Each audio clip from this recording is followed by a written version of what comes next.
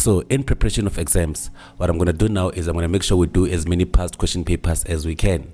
So as the topic is Newton's second law, I selected a topic that is related, or rather that is exactly Newton's second law application. So here's the question that I'll be doing. I have it here. I'm going to put it up here for everyone to see. And then, yeah, that's the question that we'll be doing. Before I waste time, let me just read the question out loud. It reads, crate P of mass 1.25 kg is connected to another crate Q of mass 2 kg by a light inextensible string. Hey. The two crates are placed on a rough horizontal surface. A constant force F of magnitude 7.5 Newton acting on angle theta to the horizontal is applied on crate Q as shown in the diagram below. The crate accelerates at 0.1 meters per second squared to the right. We have the image there. Furthermore, crate P experiences a constant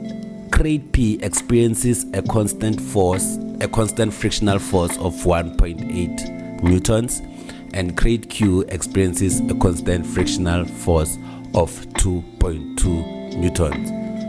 The weight constant simply means like it doesn't change, it remains the same. Reason being, this is a grade 12 physics, so they're trying to make sure it should be as simple as it can for whoever or the learner who's writing the paper anyway, but then it doesn't matter. We just have to answer these questions that follows under the statement. So yeah. But other than that, if you can listen to me very well, or rather if you can listen to, because I believe in if you can practice as many past question papers as you can, it's like gym. You get better and better and better in doing well in the module or the subject or whatever the case is, or whatever you're studying for. But anyway, 2.1, they want you to state Newton's second law of motions in words, right? Because the reason why you have to state it in words is because the equation itself, the equation of Newton's second law itself, is the definition of what Newton's second law is. Let me show you how. Let me show you what am I saying by that. This is how. The equation states that the resultant force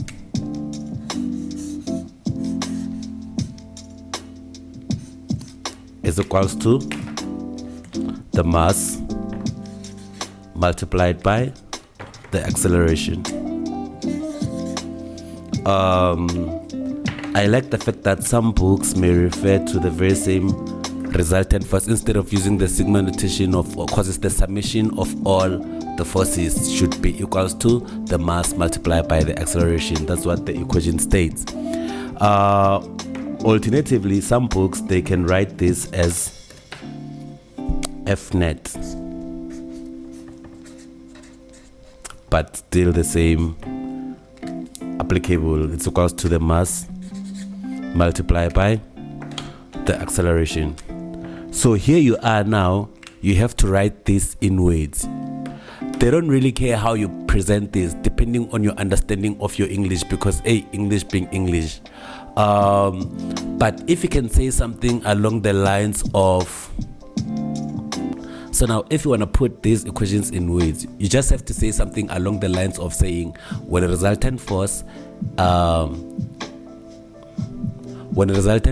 a net force acts on an object, the object will accelerate to the direction of the force where they are pushing it towards, and the acceleration is directly proportional to the force, but the acceleration is inversely proportional to the mass of the object, meaning the case here is like this, inversely proportional, because if you divide by m here, like this is another story, we'll talk about the proportionality sometime. But then if you can just play around those words, or you can just say the resultant force acting on an object is equal to the change of momentum. That's when, if you understand that acceleration is change in velocity, like I say, that's another story. But then you can rather just Google the definition of Newton's second law, read it in your own understanding. That's how you're going to present it in an exam. But then otherwise, there's no right answer for this. You can think of it like this is what the net this is what Newton's second law is. Doesn't matter, you can get it from Google. Like there's no physics here. But understanding the equation helps you to can define it, because you define it through your understanding by the way it works, looking at it like that. But then you'll understand what I mean now when we come to the application. So anyway, Newton's second law doesn't really matter. Depending on your understanding, you can just put it out there in your understanding based on your understanding of the equation, because the equation itself, like I say, is the definition of Newton's second law. Anyway, that one is just 2 marks.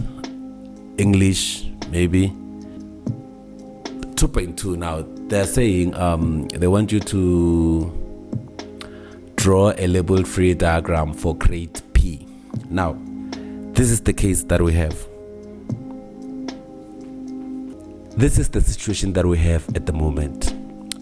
It's a block joined by a string, another block, but then the force is applied on the block in front. Obviously when they pull this one, it's going to move to this direction, and also this one will be pulled by the force, some force that we don't know, matter from here. That's the investigation that we want to make. Suppose we cut the rope here. If we were to cut the rope here, we'll have a situation like this. We'll have block P with the tension, because now it's cut, tension, and then we'll have block Q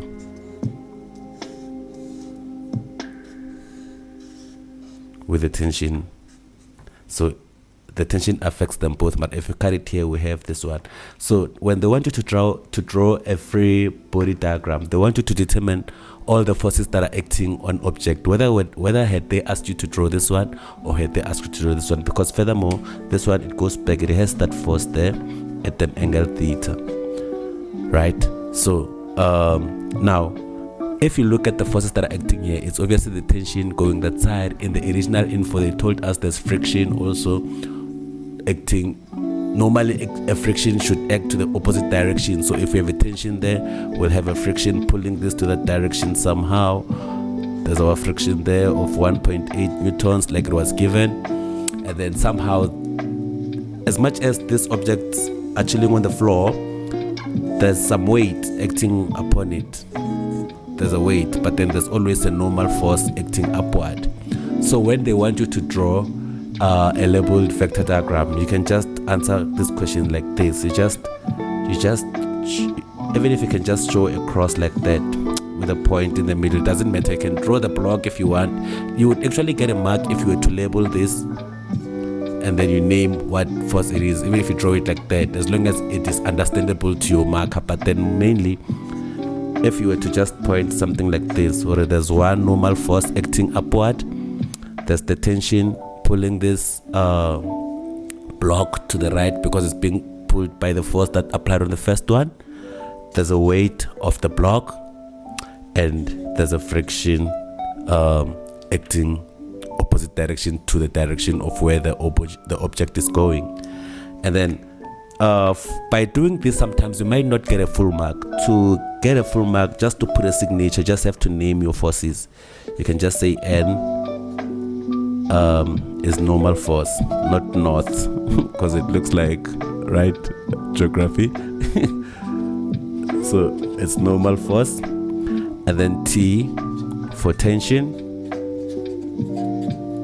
and then W for weight, and then F for frictional force or frictional force. By doing so, I promise you, you get your 4 marks just like that. You have it. Let's move to the next question.